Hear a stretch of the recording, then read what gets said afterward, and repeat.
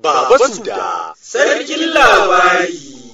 Muhawara ta kaure tsakanin yayan wata budurwa da abokinsa, inda hakan ya janyo ɗaurin aure a kwana 3 tsakanin kanwar abokin da kuma abokin muhawarar. Shi wannan magana aure da aka yi daga wasa aka zo Allah ya tabbatar da shi. Shin dama akwai soyayya ne ko kuwa dai silan muhawarar auren ya ɗauru? A'a ba ma soyayya dai.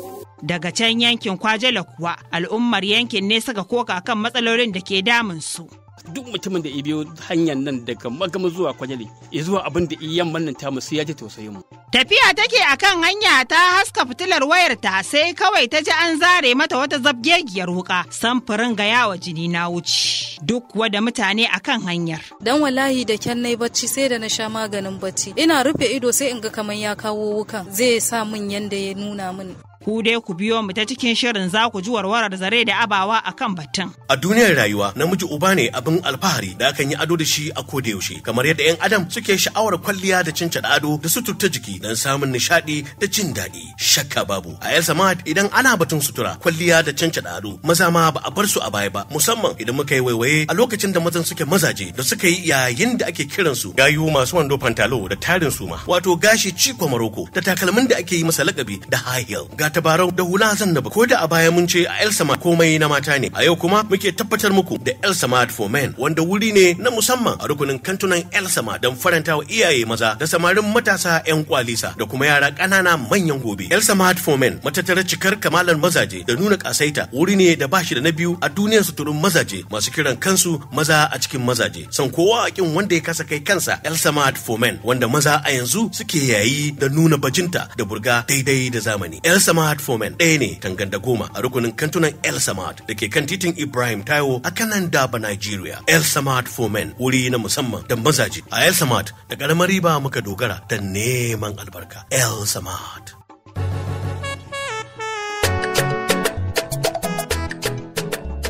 Jama'a muna muku albishir da katafaren ɗan Agwa Plaza da aka gina domin aiwatar da kasuwanci daban-daban don manya da ƙananan 'yan kasuwa. An tsara wurin layi-layi tare da lailaya masa interlocks. Akwai shago mai guda ɗaya, akwai mai double, akwai mai guda 4, sannan akwai block domin haya ko kuma saye. Ɗan Agwa Plaza na kallon Stadium Secondary School dab da mahaɗar France Road kan titin Airport a garin Kano. Kuna iya kira 0800 66 11 0209 ko 090 35 15 0405.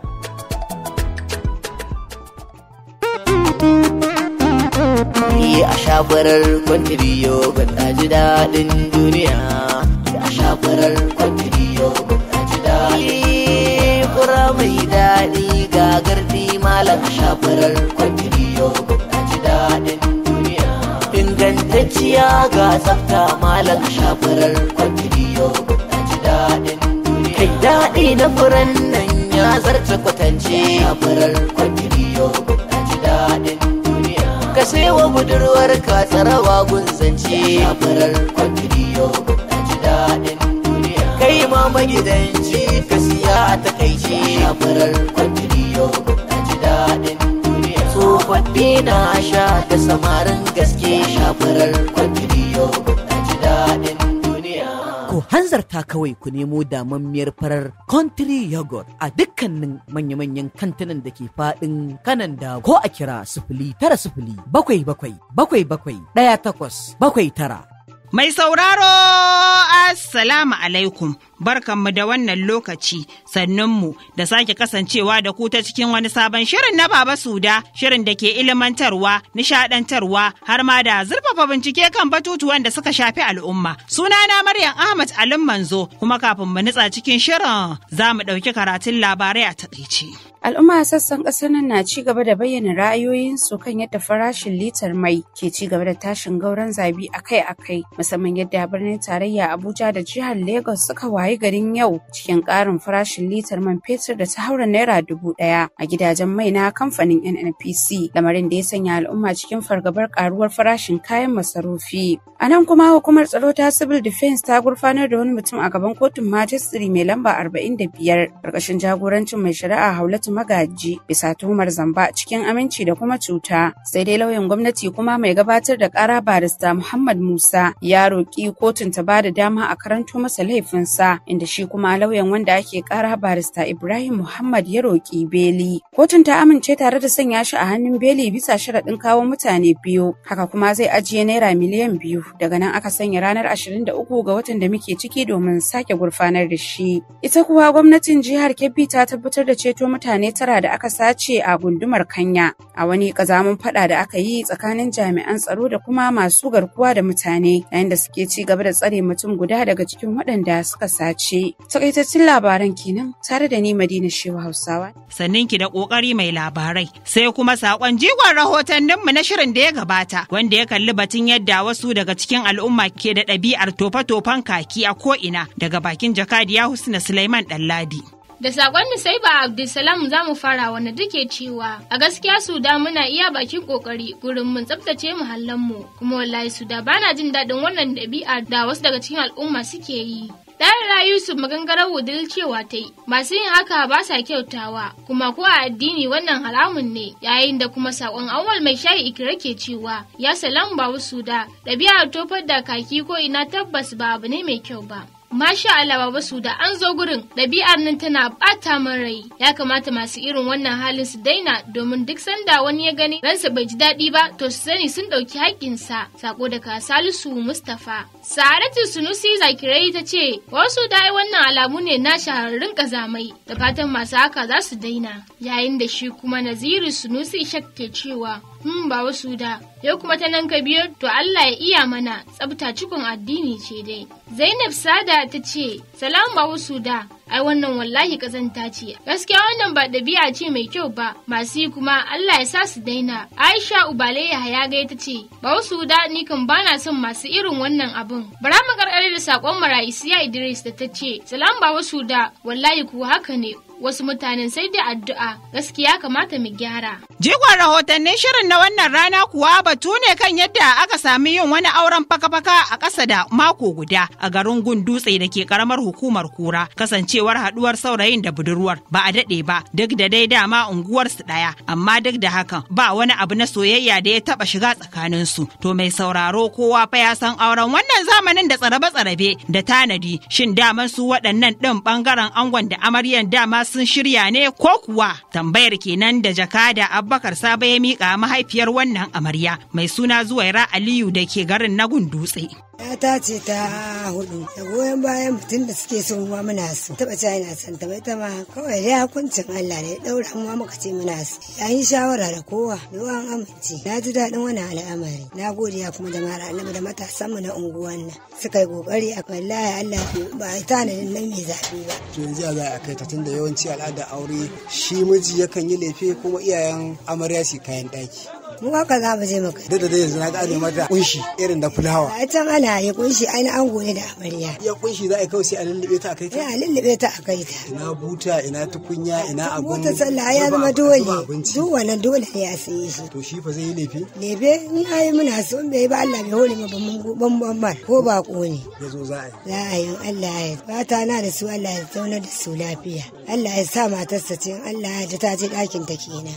Ita ma mahaifiyar angon mai suna Ramatu Yusuf da jakadan ya zanta da ita ta bayyana masa irin jin daɗinta da wannan auren a lokacin da ɗan nata ya zo mata da albishir. Wannan aure ikon Allah ne ibashi, kuma kuma gode wa Allah, na gode wa abokansa da ƴan uwansa da suka jajirce akan wannan aure, Allah ya bashi. Bai fi sati biyu ba na samu labari. To dama akan yi haka a nan gari? Ba mu taɓa gari ba, a wannan lokaci aka yi. Ba shi dogon zango ba, iso guri na ice kin ji kin gani kin yadda, nace alhamdulillah na gode wa Allah, ka je na ji na gani na yadda. Shi ma ai kirari ice alhamdulillah uwata ta yadda, ta ce in je in yi. Ke wani irin kirari yayi?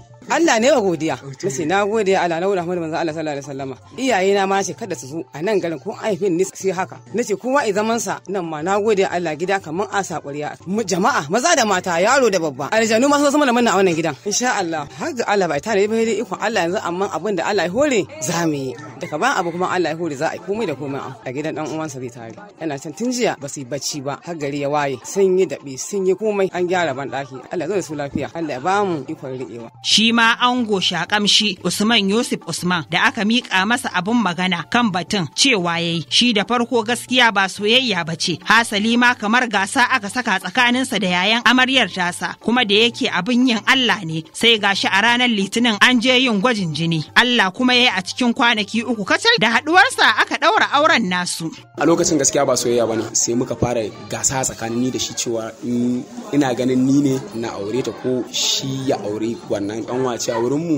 Abu dai ya kai ana maganar a aure, sai aka ce to a zo in gaya mata cewa ina santa. Na zo na same ta na ce ina santa a gaban mahaifiyata da mahaifiyarta. Bayan nan sai aka ce to yamma ta yi, ya kamata manya su shiga cikin maganar auren. Ji nake abun duka a lokacin kamar wasa ne. Na fito aka zo aka je aka tafi wurin test din jini, aka je result yanda ake so. Bayan an dawo matasa suka zo suka nuna goyon bayan su da abun ya kamata a daura auren nan tun a daren har wurin karfe 9 matasa suna nan. So aka bada hakuri zuwa ranar Litinin da safi. Manya ba su cimma matsaya akan shawarwarin da aka yi ba, sai aka daga abun zuwa sai mama ta gani. Daga baya kuma sai shi wannan jajirtaccen yayan amarya ya zo ya tsaya tsayin daka ya ce shi fa kawai ayi. Abu dai yakan kama matasa suka zo suka yi da fifi aka ce kawai ya kamata a zo a yi waye, aka ce to an yanke shawara ya kamata a tsaya duk yanda za a yi da yamma a yi.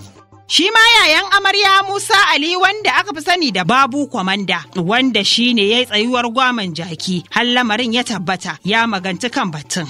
Shi wannan magana aure da aka yi daga wasan nan dai aka zo Allah ya tabbatar da shi, aka ɗaura aure aka bai shi wannan Usman. To amma ni bangaren nawa su iyayen yarinya sun yi kokarin dai a zo a yi, Allah bai yi ba, amma mu mun bayar mun cika alkawari kuma falillah alhamdulillah ina farin ciki ina godiya ga Allah subhanahu wataala da ya cika mun buri na akan wannan sabgas. Ita amarya uwan mu daya uban mu daya, babu wata soyayya, kawai babu mu ce da ta faɗa ko mu mun isa da yarinyar tunda muka ce ta yi duk abin da muka ce ta yi tana yi, to kuma ta je tana son sa, tace tana son sa, ta inda muka yadda tana son sa da aka ce a tafi test din jini ko gargada ba ta ba, da aka je ma wajen test din jini aka ce wa za a fara dauka, ita ta fara mika hannunta aka ɗebi jini, shi kansa an gwamnati ta yi cika akwai soyayya.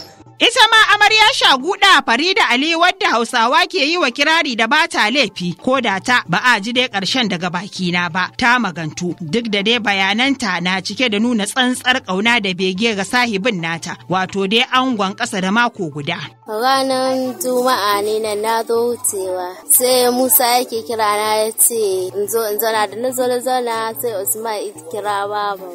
Da ya kira ta sai ya ce Musa zai aure Amira, sai ta ce in ya yadda shi ma za ta aura mani shi ya ce to ni dai wannan na sani. Usman shi ne angon, shi kuma Musa yayana ne. Angon wa? Farida. An daura auren ki? Dama kuna soyayya tsakanin ku ko a wannan ne karin farko da kuka fara tattauna matsayin masoya har aure zai? A'a ba ma soyayya dai. To shekarar ki nawa? Ni wallahi Allah ya sani. To misali yau gashi ana maganar za a tare, yau ne ko gobe tariya?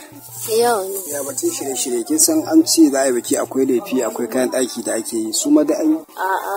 To sai yaushe za a yi? Insha Allah za a yi. Na yi farin ciki da haka. To amarya Farida mu dai sai mu ce Allah ya ba ku zaman lafiya amin. Kuma wannan labarin shine a matsayin jigon rahotannin shirin na wannan rana. Kuma da yake mun wallafa batun a shafinmu na Facebook, Jakada Ahmad Garzali Yakubu ya leƙa tare da tsakuro wasu daga cikin ra'ayoyin naku.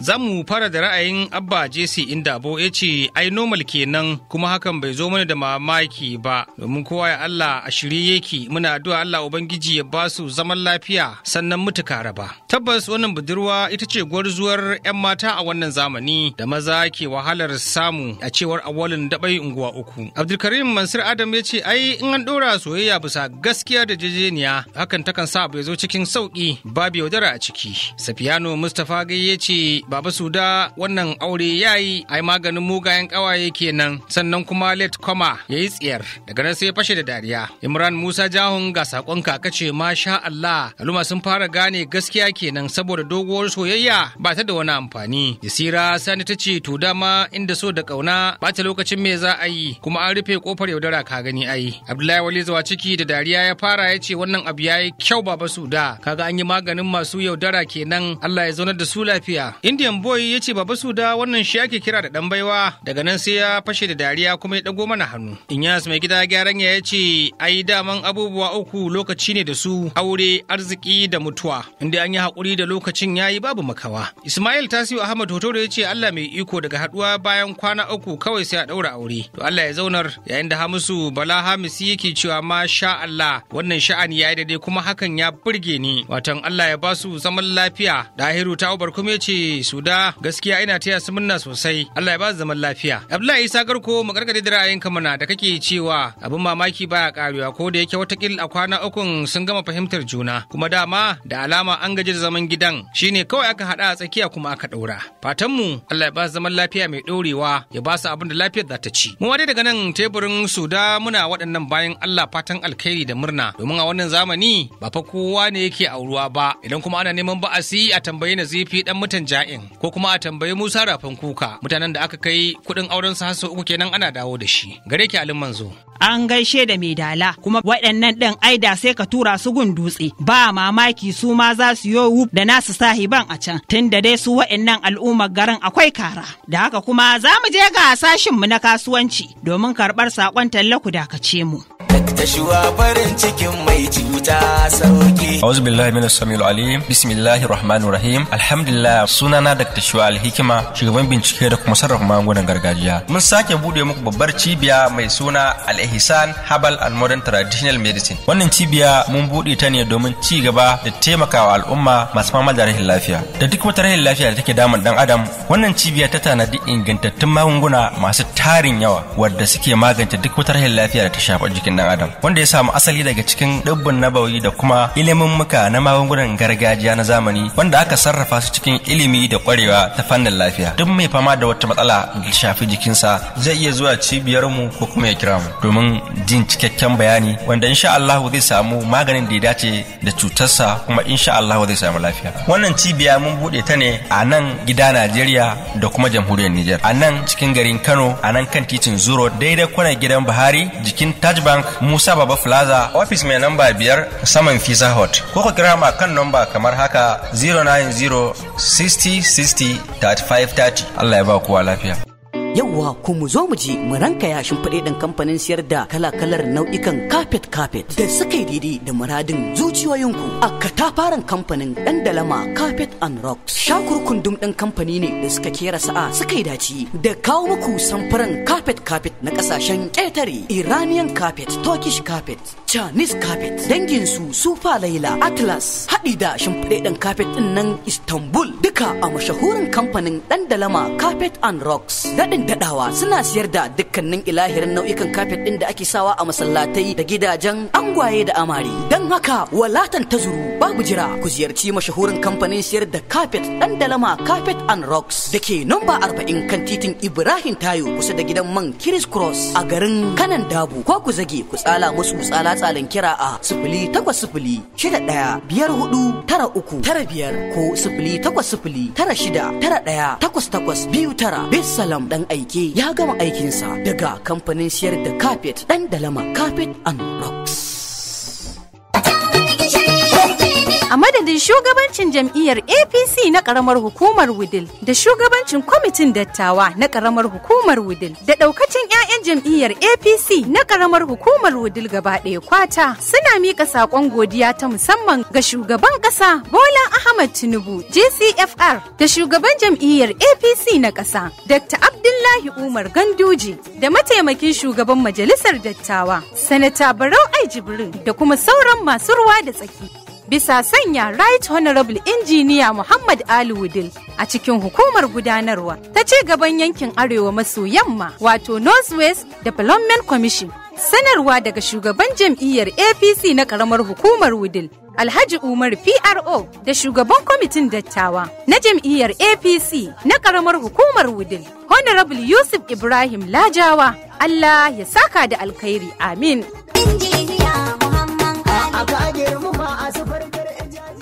Barkanmu da dawowa. A nan kuma al'ummar garin Kwajale da kewaye a ƙaramar hukumar Sumaila ne suka koka kan wasu daga cikin matsalolin da suke damun su tsawon lokaci. Jakada Abubakar Saba na da ci gaban labarin. Al'ummar na garin Kwajale da kewaye da ke ƙaramar hukumar Sumaila sun ce sun shafe tsawon lokaci suna fama da matsaloli kala daban-daban da suka haɗar da rashin asibiti da makaranta da hasken lantarki. Sai dai sun ce wacce ta fiti musu tuwa ƙwarya ita ce hanya. Kasancewar ta nan ne ake bi a je asibitin kuma je makarantar har ma a fitar da amfanin gona kamar yadda ɗaya daga cikin manyan malama a garin Jibrin Abubakar ya shaida wa Suda. hanya tun kafin a haife mu zan shekarar 50 a duniya wanda yake a har yanzu wannan abin bai canza ba. Duk mutumin da ya biyo hanyar nan daga Magama zuwa Kwajale ya zuwa abin da yamman nan tamu sai ya ji tausayin mu zai ga wannan abin da nake faɗa. Idan aka riga aka ce an yi ruwa ba dama a ce mun ɗauki abin da za mu safara mu fice da shi zuwa mu je mu sai da shi.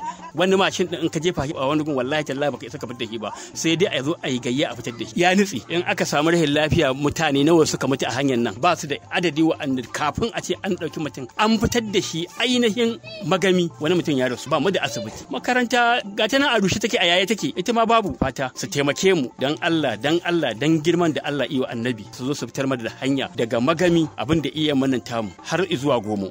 Shi ma shugaban kungiyar ci gaban garin na Kwajale Zuledena Abubakar ya bara. Tab jihar Kano ba koma bayan Kwajale. Garin dagacin nan yana da masu unguwanni 25 amma ba asibiti balle mai unguwa yi alfarin zai nemi alfarma ya je a yi masa. Ba a taɓa yin asibitin bane ko an ya salwanta. Taɓa yi ba kango aka zo aka zana mana. Dan ba za mu ce asibiti bane wannan. Ba wata makaranta da zaka je ka kai ɗanka ya zauna yi karatu kai alfari da Malam Nura Sa'id shine mai unguwar kofar Arewa a garin na Kwajale. Mun tuntube shi kan batun wanda ya ce tabbas matsalolin sun dade suna damun su amma sun sanar da mahukunta a mabambantan lokuta. Hukuntan nan ɗaya bayan ɗaya ba wanda ba ma samu muna isar masa ga kukanmu ga abubuwan da suke damu akalla zai kai kashi uku. Kashi na farko babban larurar mu ita ce hanya. Duk wanda yake rike da mukami ya san da matsalolin mu to amma Allah cikin ikonsa abubuwan da ake yi da ko ake faɗa a baka da za a gaya mana su amma dai Allah dai bai kawo ikon yanke mana wannan abun ba.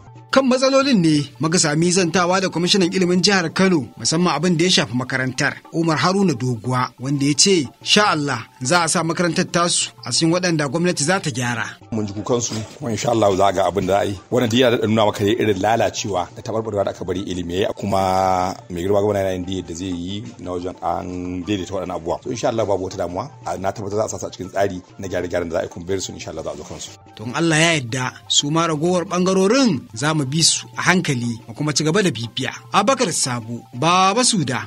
To kwamishinan ilimi ɗan mutanen Doguwa masu iya magana dai na cewa kyan alkawari cikawa kuma sha Allahu za mu ci gaba da bibiya kai kuma dattijan 'yan zazu sannan ka da ƙoƙari. Ita kuwa wata kemis za ta je domin sayo magani sai ta ci karo da wani atsabibin matashi da ya zare mata zabgegiyar wuƙa samfurin ga yawa jini na wuce tare da yi mata barazanar zai fasa mata idanu. To ko mai ya zafi hakan ta faru? Ga dai jakadan Suda Hassan Mamuda ya ɗauke da rahoto a kai. Tun da fari dai matar mai suna Aisha Lawan mazauniyar unguwar Gaida da ke karamar hukumar Kumbotso ta fita ne cikin dare domin zuwa shagon da ake sayar da magungunan Bature wato chemist domin ta siyo maganin ciwon ido a unguwar sai dai kuma bata yi aune ba sai kawai ji ta yi matashin yana yi mata barazana da wata zabgegiyar wuka samfurin ga yawa jini na wuce inda yake ikirarin cewar ta bashi wayar da ke hannunta ko kuma ya caka mata wukar a idanunta. A nan ne cikin firgici ta mika masa wayar domin gujewa abin da ka iya faruwa kamar yadda ta bayyana mana. Ya zare mun wuka ya kwace mun waya. Gaskiya na shiga tashin hankali sosai irin haka sai dai in ga a fim. Bai taba faruwa da ni a zahiri ba. Dan wallahi da kyan nayi bacci sai da na sha maganin bacci. Saboda fitilar wayar tana kunne ina kokarin haska fuskan shi ya kawo kan zai sa mun a ido. Sai na sakan masa wayar kawai ya tafiyarsa. Shi ma matashin da ake zargi da kwacewa matar wayar tata bayan da ya zare mata wuka. Mun samu damar zantawa da shi har ma da wanda ya yi hanyar sayar da wayar lokacin da suka je hannun rundunar tsaron nan ta anti-snatching fund da ke nan jihar Kano. Ko da dai sun ce sun sayar da wayar ne naira 60,000 duk da dai mai wayar ta ce wayar ta haura naira 120. Wajejen isha'i zara karfe kuka kamo biyu da na kwace wayar ta sai na gudu da aka kama ni washe gari na kawo wannan sayarwa wayar 30,000 yawan yanci zai cika mun 30,000 60 ya siya insha Allah daga wannan ba za ku hawa. Yana so a siya sai na gaya man ni bayan da kuɗin siya amma bai za mu shekandara. Akwai wani uban gidana ana ce masa sarki da shi zan siyarwa da wayar shi tun da ya dubo wayar ya ga kai wannan wayar shi ba zai iya siyan ta ba to akwai wani ana ce ma dogo da ya dubo wayar sai ya zana ta ya ce ya siya ta 60,000 wayar da security a kanta haka dogon ya siya. A hannu guda kuma akwai wani matashi mai suna Bashir Ali mai lakaban mugun boss wanda ke jiran kota kwana inda idan aka sato sato waya ake kai masa yana cire dukkanin kuɗin da ke cikin akawun bankin mutum ta hanyar layin, wanda har ma ya cire kuɗin matar a cikin akawun ɗin nata, shi ma ya magantu.